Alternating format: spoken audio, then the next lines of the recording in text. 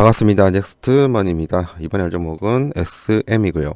SM은 여러분들도 많이 알다시피 엔터테인먼트 관련된 종목이죠. 엔터테인먼트 그리고 한한령에 대해서 먼저 말씀을 드려보고 이제 엔터주와의 연관성을 좀 알려드릴게요. 예전에 박근혜 정부 때 사드 배치를 하고 난 뒤에 중국에서 한국에 대한 경제 제재를 원했습니다. 그 결과 중국은 한국의 제품, 문화 이러한 부분들을 제한한다 해가지고 한국을 제한한다 해가지고 한한령이라고 하거든요. 아마 그때부터 우리나라 엔터 관련 문화적인 측면이랑요, 그리고 화장품 관련된 제품들이 원래 중국의 수출을 굉장히 많이 하고 있었는데 이러한 경로가 막혔습니다. 이 한한령 때문에. 근데 이제 이 한한령이 해제가 된다는 그런 기대감이 올라오고 있죠. 그러면 SM 같은 엔터테인먼트 관련된 그 문화 관련된 종목들은 굉장히 주가가 올라갈 확률이 높습니다. 왜냐하면 실질적인 수익이 극대화될 확률이 높기 때문이거든요. 이러한 기대감이 한한령에 대한 기대감이 정확하게 말을 하면 올해 초부터 있었어요. 작년 말부터 더 정확히 이야기하면 작년 말부터 있었고요. 그래서 예전부터 계속 기관이 그리고 외국인이 매집을 하려고 했었거든요. 하지만 한한령에 관련된 테마가 나오지 않았고요. 또 다른 테마가 나오다 보니까 좀 묻혔습니다. 그러다가 1월 10일부터 이제 본격적으로 주가가 오르면서 한한령 관련된 테마가 부각되고 있죠. 지금 주가는 102,000원까지 올라왔는데 여러분들의 관심사는 이걸 겁니다. 지금 충분히 너무 올랐기 때문에 고평가가 아니냐 이렇게 생각을 할 수가 있어요. 그래서 제가 여러분들에게 오늘 고평가가 아닌 부분도 말씀을 드릴 거고요. 그리고 SM 같은 경우 전반적으로 엔터테인먼트 중에서 왜 대장주에 가까운 지위에 있는지 그 부분도 요약해서 말씀을 드려보도록 할게요. 우선 기사 하나 보도록 하겠습니다. 제목은 SM 디어유 인수로 SM 3.0 사업에 탄력을 받았다. 중국의 한한령 해제로 최대 수혜가 기대가 된다라는 제목의 기사입니다. 우선 여기서 여러분들이 기억을 하셔야 되는 부분은 당연히 여기는 한한령이고요. 한한령 해제 그리고 디어유 인수예요. 이거 두 개만 기억하시고 기사의 중요한 부분만 보도록 하겠습니다. 여러분들의 시간은 소중하니까요. 여기 보시면 이 부분이 중요해요. SM은 SM은 지난 21일 디어유 주식 271만 주를 취득을 했죠. 이 부분은 자기 자본 규모의 15% 규모이고요. 취득 목적은 SM 3.0의 IP 비즈니스의 가속화다라고 적혀 있습니다.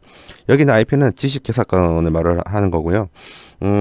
요새 음반은 옛날이랑 다르죠. 옛날에는 뭐 CD를 몇 장 팔면 그대로 수익화가 됐는데 이제는 아무나 들어라. 하지만 지식재산권은 존중해달라. 그 지식재산권에 대한 돈을 수취를 하겠다. 그런 게 바로 IP입니다.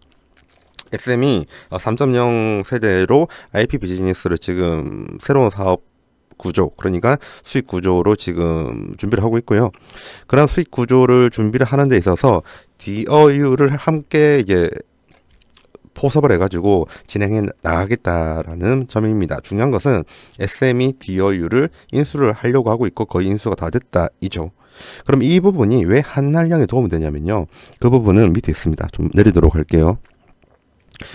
이것 때문이에요. DOU는 중국의 텐센트 뮤직 엔터테인먼트 그룹과 파트너십을 통해 현지 서비스를 준비하고 있었습니다.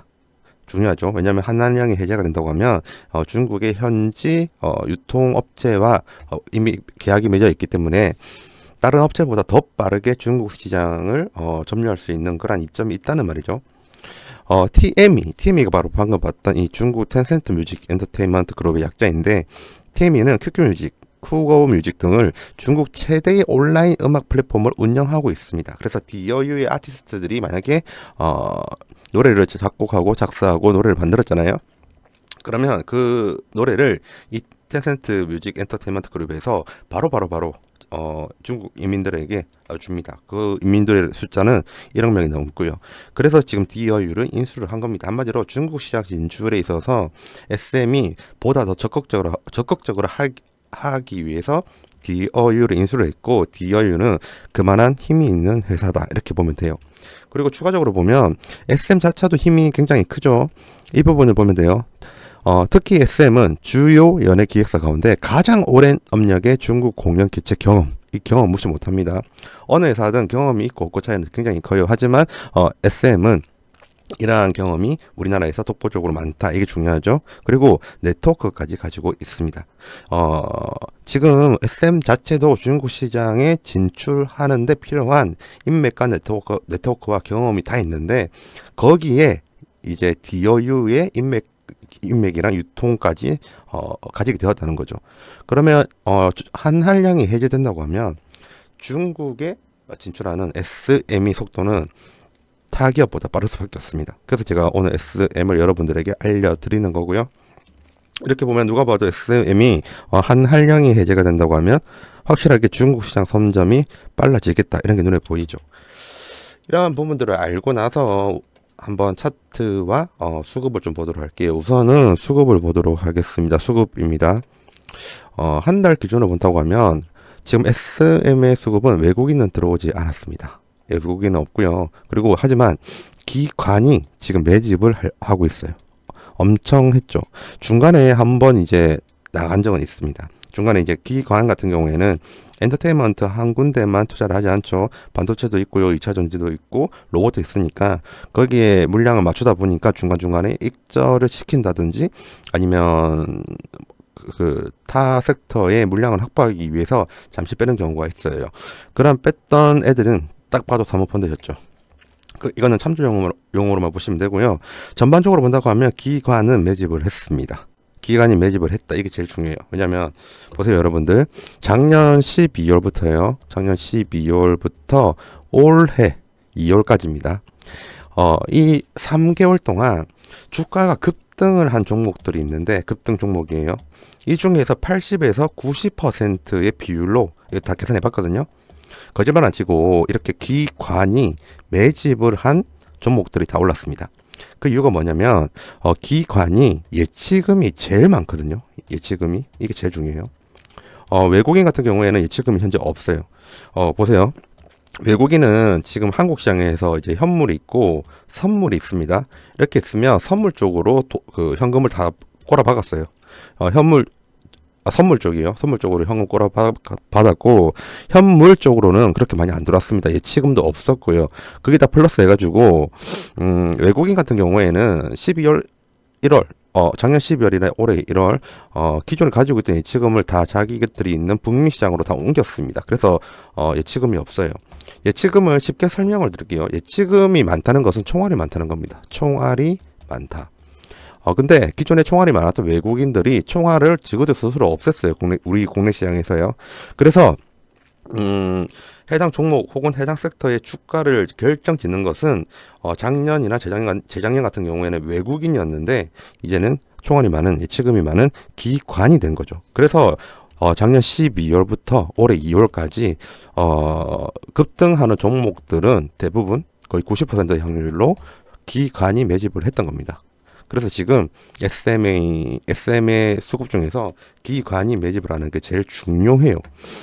그것을 여러분들에게 말씀을 드렸고요. 말씀을 드리고 싶었고 그걸 알고 차트를 볼게요. 보세요. 그동안 중간중간에 사모펀드가 판 것 때문에 이렇게 떨어진 거예요. 근데 이때 사모펀드가 팔았던 거 제외하면 기관이 계속 매집을 했죠. 그죠? 이 이후에도 올라간 건 또 기관의 힘입니다. 지금 현재 기관은 한한령 해제에 대한 테마성에 기대를 하는 뉘앙스가 보이고요. 그리고 이러한 부분들이 지속적으로 진행이 될 것 같아요. 그래서 SM은 추가적인 상승이 가능하다. 그리고 예전에 과거를 본다고 하면 3개월 동안 과거를 본다고 하면요. 그동안 우리나라 증시의 주가 급등의 사유는 항상 기관의 매집이 있었던 종목들이 대부분이었잖아요. 그렇게 본다고 하면 SM 역시 주가가 급등을 할 확률이 높다 이렇게 볼 수가 있습니다. 근데 여러분들은 이 생각을 하실 거예요. 그러기에는 이미 너무 올라지 않았냐. 그죠? 그렇게 생각할 수도 있어요. 아니라는 부분, 그 부분을 설명을 드릴게요. 보세요. SM의 재무지표와 주가의 관계도를 가지고 온 자료입니다. 왼쪽 걸 보면 되고요. OPS만 보면 됩니다. EPS는 볼 필요가 없고요. OPS를 본다고 하면 검정색이 주가이거든요. 검정색이 주가고 이거예요. 검정색이 주가고 그리고 노란색이 OPS 영업이익입니다. 지금 주가와 영업이익의 관계는 정비례 관계예요. 적어볼게요. 정비례 관계.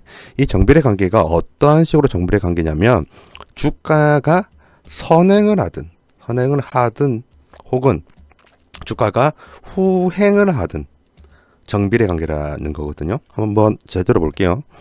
보세요. 그거예요. 노란색인 영업이익이 올라갔죠. 미래예요.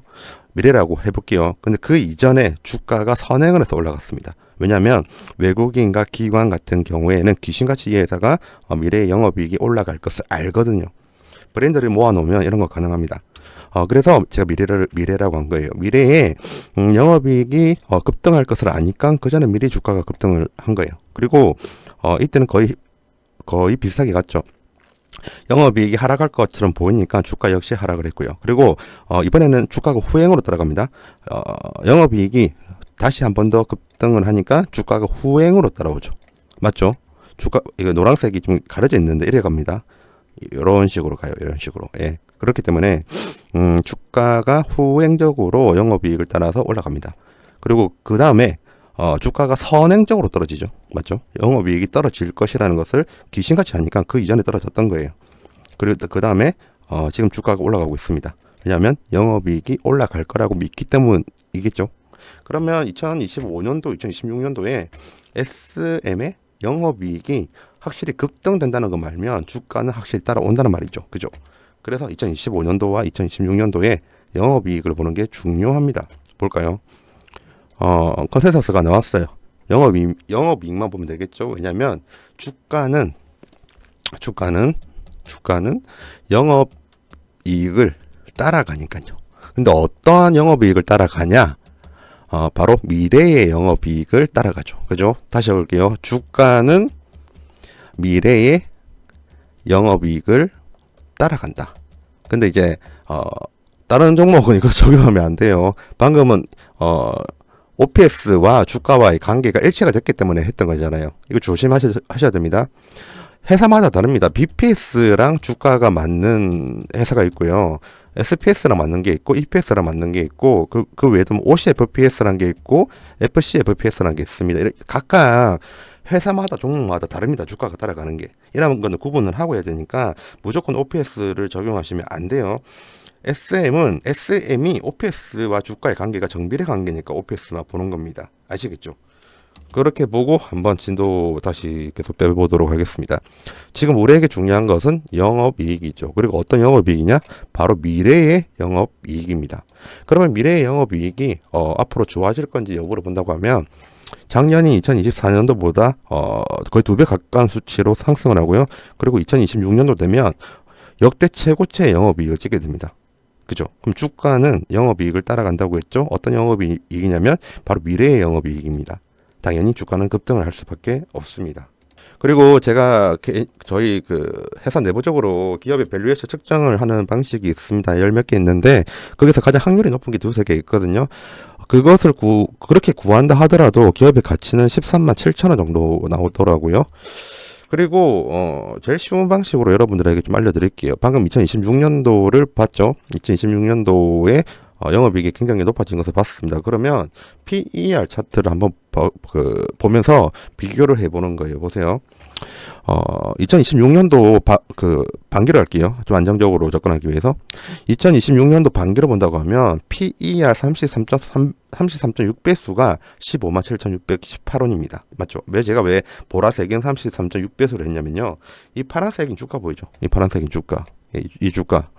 이 주가가 가장 많이 간통을 하는 지점이 바로 이 보라색 구간이라서 그렇게 한 거였거든요.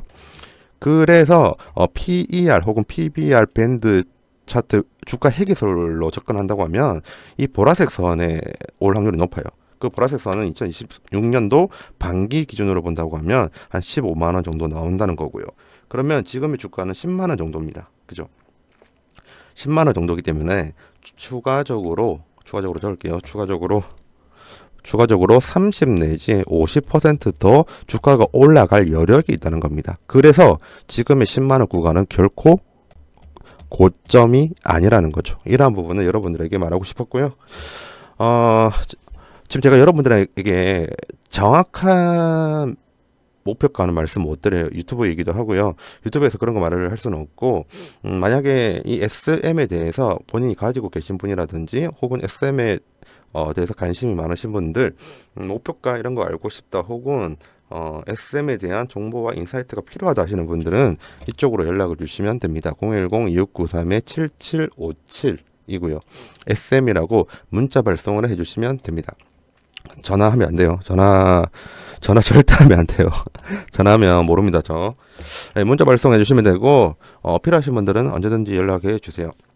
지금까지 긴 영상 시청해 주셔서 감사드리고, 다음에 더 좋은 영상으로 찾아뵙도록 하겠습니다. 감사합니다.